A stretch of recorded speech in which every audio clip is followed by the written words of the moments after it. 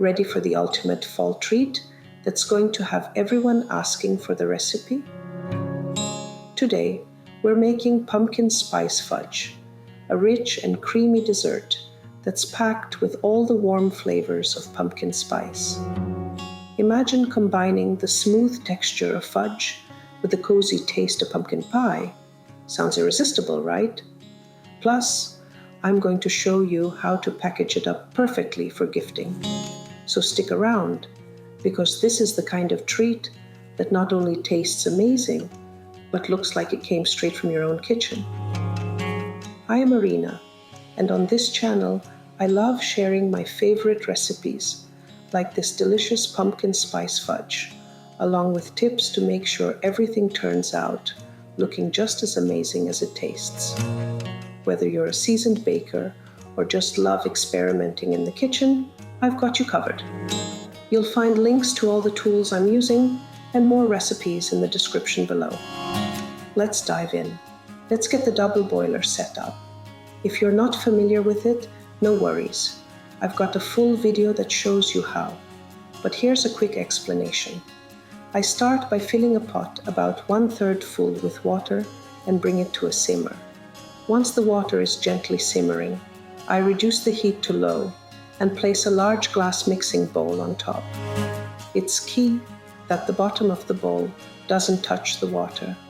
This method allows the ingredients to melt slowly and evenly.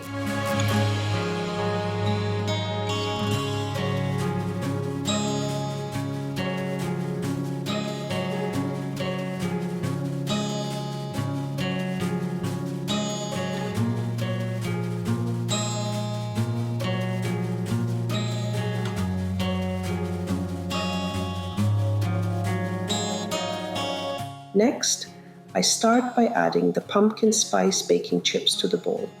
These chips bring in all those cozy fall flavors we love, and they'll melt down into the base of our fudge. Then, I pour in the sweetened condensed milk. It's important that the condensed milk is at room temperature so it blends smoothly and evenly into the mixture.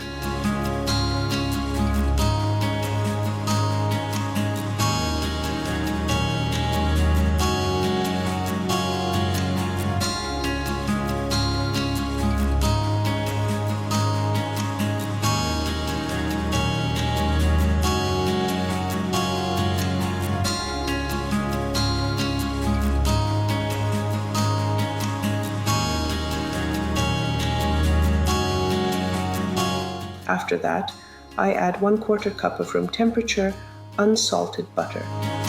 Having the butter at room temperature ensures it melts evenly and gives the fudge that rich, creamy texture we're aiming for. Next up is 1/4 cup of pumpkin puree. This not only adds that classic pumpkin flavor, but also gives the fudge a nice color and smooth consistency. Then I add 1 teaspoon of vanilla extract to enhance the overall flavor and balance the sweetness. Finally, I sprinkle in 2 teaspoons of pumpkin pie spice to give the fudge that warm, spiced kick that really ties everything together.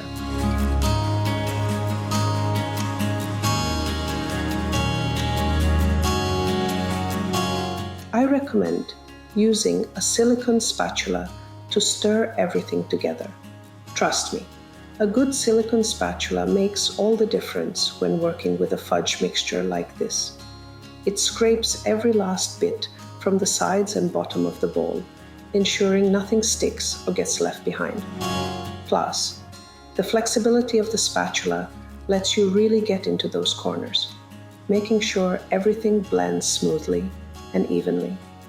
As you stir, be gentle but consistent. You don't want to rush this part.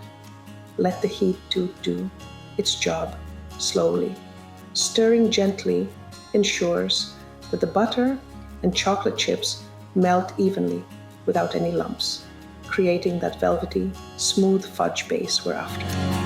I always make sure to stir in a circular motion, occasionally scraping down the sides to prevent any ingredients from sticking or burning in one spot. This process might take a few minutes, but it's worth the wait.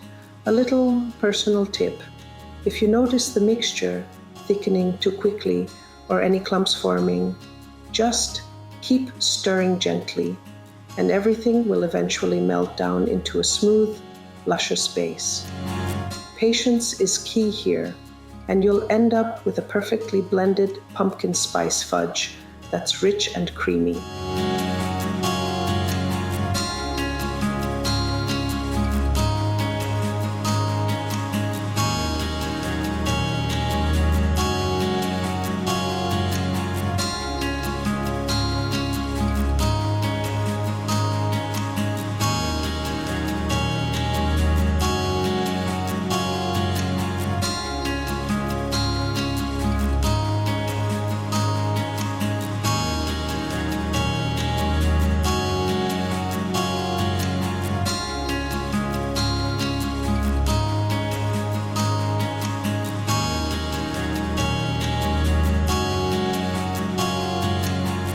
I hope you're having as much fun making this pumpkin spice fudge as I am.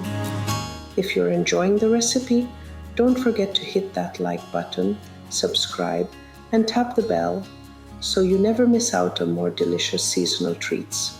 Have you made pumpkin fudge before? How did it turn out? Got any tips or tricks to share? I'd love to hear your thoughts. Thanks for hanging out with me. Let's get back to finishing up this rich, flavorful fudge.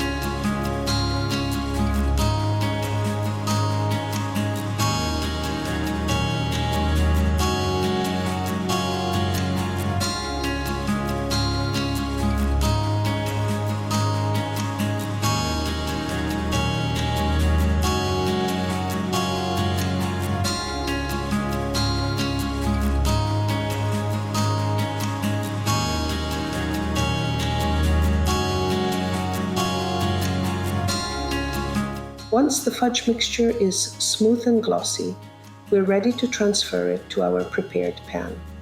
But before we get to that, let's line our 8x8 glass baking pan with parchment paper. A helpful tip is to let the parchment paper hang over the edges of the pan. This makes removing the fudge so much easier once it's set. If you're not sure how to get that perfect parchment paper lining, don't worry. I've got a full video that walks you through the process, step by step. And while we're at it, I also have another video where I reveal my favorite baking pan for making fudge. It truly makes a difference in getting those smooth, clean edges. Make sure to check those videos out for some extra tips.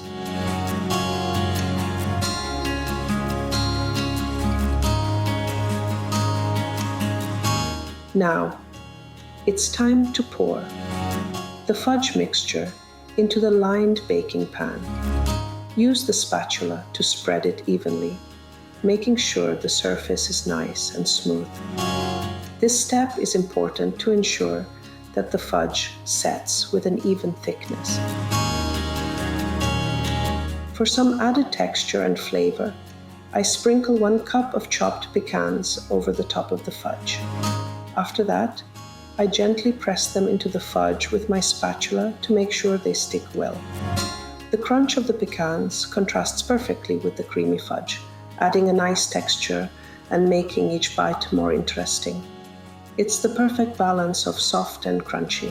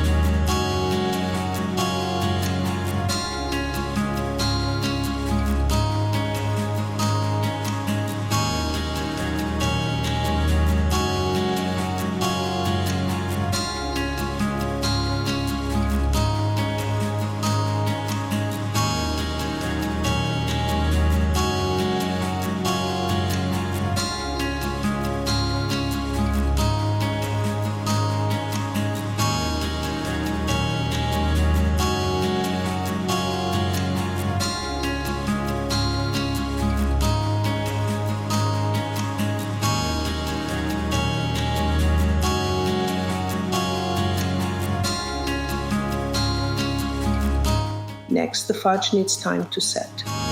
I place the pan in the refrigerator and let it chill for at least 2 hours, but for the best results, I recommend letting it sit overnight. This extra time allows the fudge to firm up completely, making it much easier to cut into clean, even squares without it sticking or losing shape. The longer you wait, the better the texture and flavor. Once the fudge is fully set, it's time for my favorite part, cutting it into perfect squares. I start by gathering all the tools I'll need to make the process smooth and easy. You'll want to have a clean cutting board, a large knife, disposable vinyl gloves, and a wet kitchen towel to wipe the knife after each cut. The gloves are important to keep the fudge clean and free from fingerprints while handling it, especially if you're planning to gift it or serve it at a party. If you have a 5-wheel dough cutter, this is the perfect time to use it for scoring the fudge into even squares. If not, don't worry. I've got another video that shows you how to cut fudge perfectly without using a dough cutter, with just a regular knife and a few easy tips. Once I have everything ready, I remove the fudge from the fridge and gently peel away the parchment paper, using the overhanging edges to lift it out of the pan easily. I then place the fudge on my clean cutting board, making sure it's flat and ready for scoring. Having all your tools prepared makes the cutting process much easier and ensures the fudge looks neat and professional when it's finished.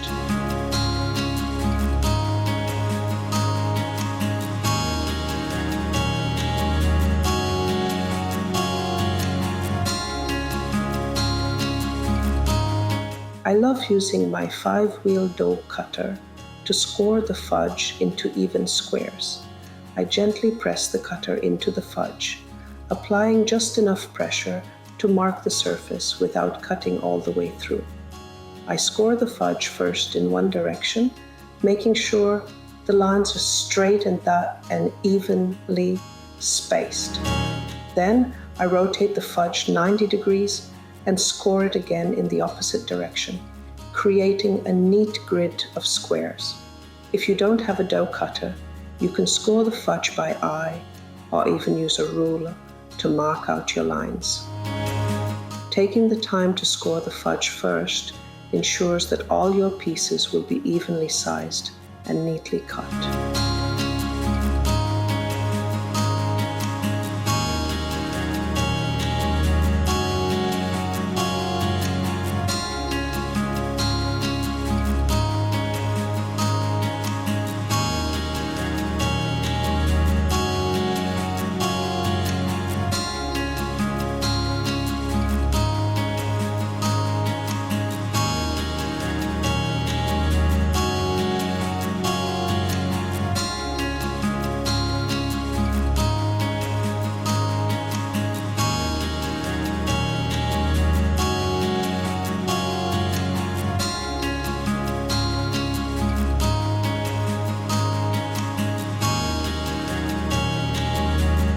After scoring the fudge, I start by trimming the edges with a large knife. I carefully cut along the outer lines, making sure the edges are straight and clean. After each cut, I wipe the blade with a damp towel to keep it sharp and precise, ensuring that the fudge looks neat and professional. And as for those trimmed edges, let's just say they never go to waste. My family is more than happy to help by taste testing those extra bits. It's the least they can do, right?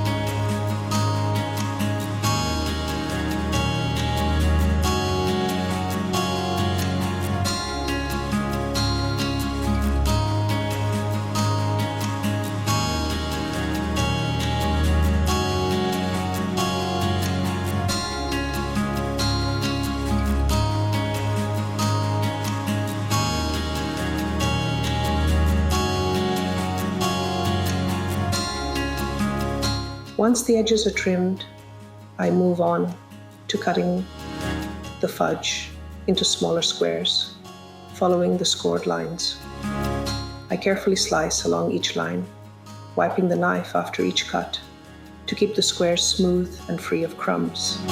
This method gives you perfectly even fudge pieces, ideal for serving or packaging up as gifts.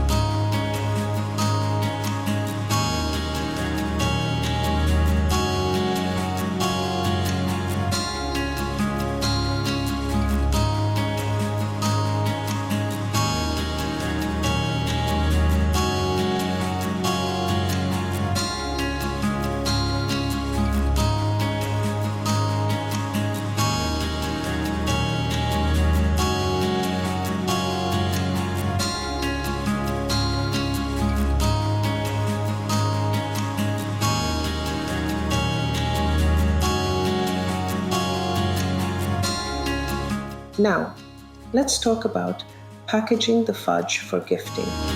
This is where presentation really makes a difference, especially if you're giving these as holiday gifts. Before I start handling the fudge, I always make sure to put on a clean pair of disposable vinyl gloves. This keeps everything sanitary and ensures that the fudge stays free of fingerprints, which is especially important when you want your treats to look as professional as they taste.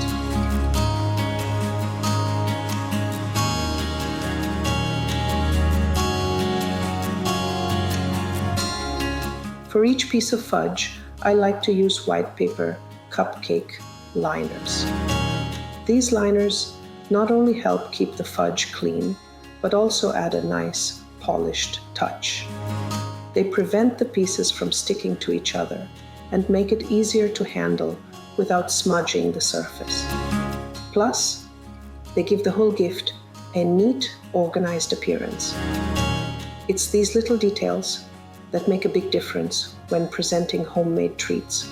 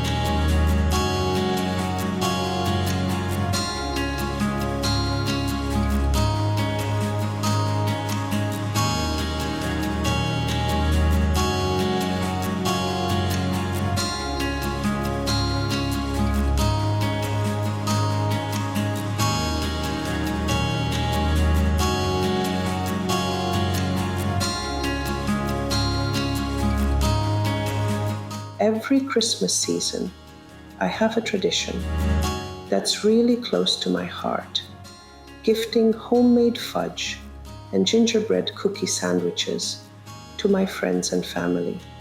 It's something I've been doing for years, and it's become such a special part of my holiday routine.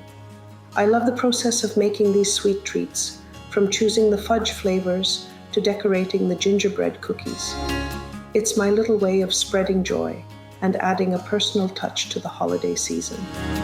I always make a variety of fudge, like rich chocolate, pumpkin spice, and peppermint. Alongside the fudge, I bake gingerbread cookie sandwiches with a delicious filling. Each year I package them in festive boxes with ribbons and handwritten notes. It's such a joy to see the smiles when I hand over these homemade treats, knowing they're made with care and love. It's such a long-standing tradition now, that people actually look forward to their box of fudge and cookies every year. For me, there's something so meaningful about sharing what I've made with my own hands. It's not just about giving a gift.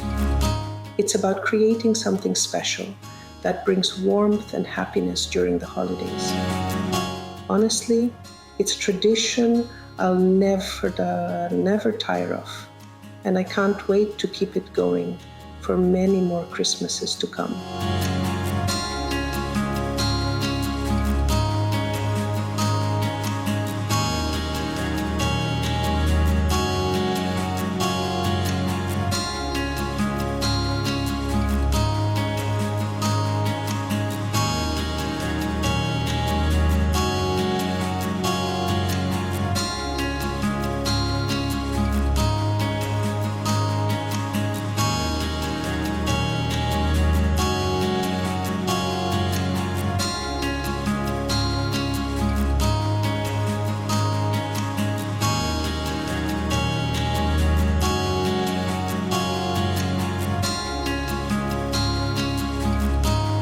Once the fudge pieces are in their liners, I start arranging them in a white paper cupcake box. This type of box is perfect for gifting because it keeps the fudge secure and neatly displayed. I carefully place each piece into the box, making sure there's enough space for each one to sit nicely without being squished. The box gives it that extra homemade charm, but it still looks elegant and thoughtful. To finish it off, I like to add a homemade with love sticker on the top of the box. It's such a simple detail, but it adds a personal touch that makes the gift feel even more special. A little sticker can go a long way in showing the recipient that you've put thought and care into creating something just for them.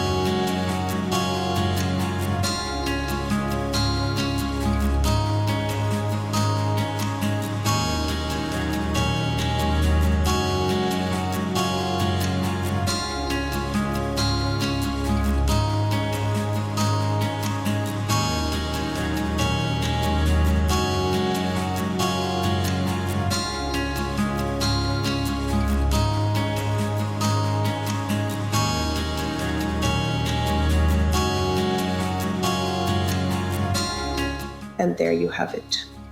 Pumpkin Spice Fudge that's perfect for fall. Whether you're enjoying it yourself or packaging it up as a thoughtful gift, this fudge is sure to be a hit. If you're curious about how to store fudge for later or want to prep it in advance, I've got you covered. Be sure to check out my next video where I'll show you how to freeze fudge properly so it stays fresh and delicious. Thanks for watching, and I hope you enjoy this rich seasonal treat.